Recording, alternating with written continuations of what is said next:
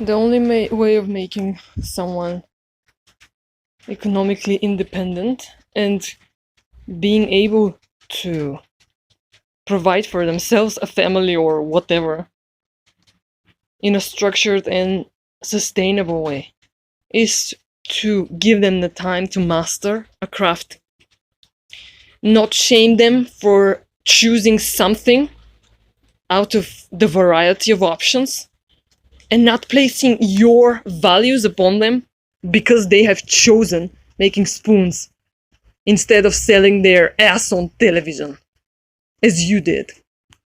So, they can be a master at that too, but there is fewer stars on the sky than,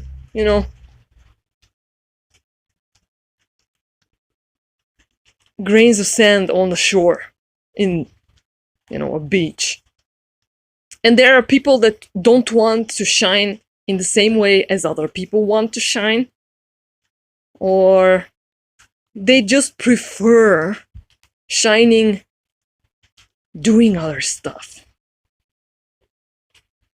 So the only reasonable thing in order to have a world and society economically is to invest in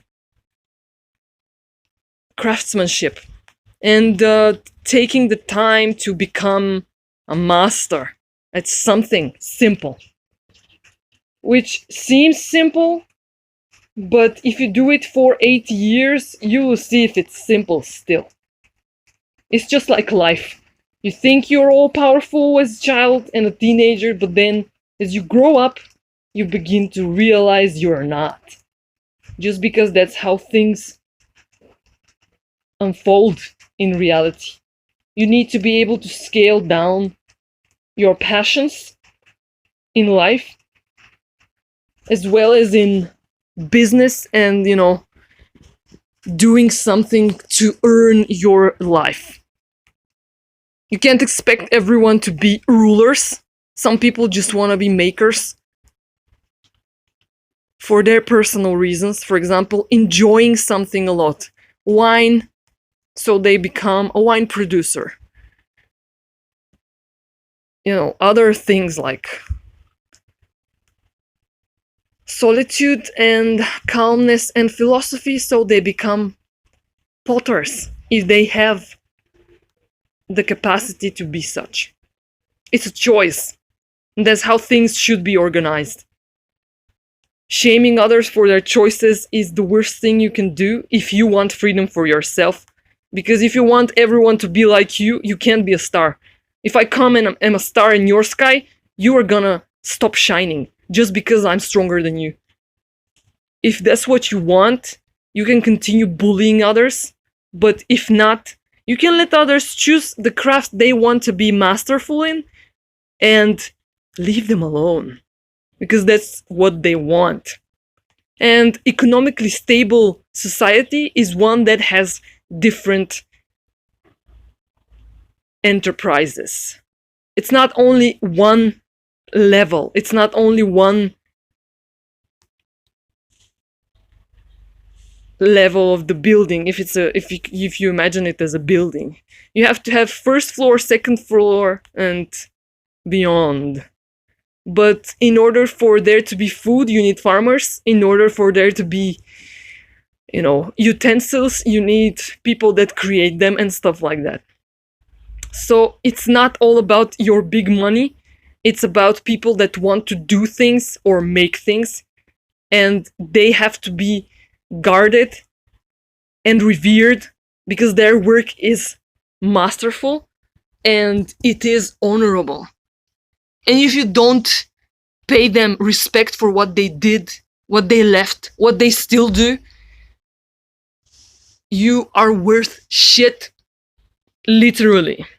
And this is what you will get, because there is divine retribution just because that's how it is.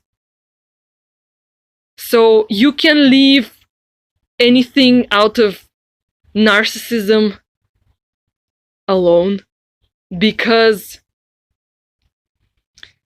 nobody is trying to get your stuff. Everyone is trying to get their own stuff. And if you want to be a star, Just fucking shine, nobody cares. But let potters be potters, and let painters be painters, and let writers be writers, etc. Shop assistant or cleaning person is not a bad job because it gives you time to think, it gives you money to eat, and it provides you with the opportunity to do something instead of just die. Just because somebody didn't like you the first time you tried to do something specific. You may even start liking it so much that you don't want to change it for anything else. Everything happens, so stars, don't worry, be happy, man, and there is enough for everybody. You just have to start promoting artisanship as well, not only your fucking idealism of, I don't care, it's like money or anything else, but not everyone values that.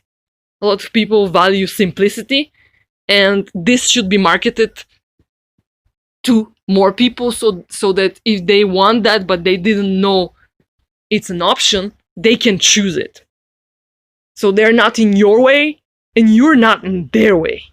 You can be a star as much as you want, but they just want wooden spoons and leaves. I mean, real trees and stuff.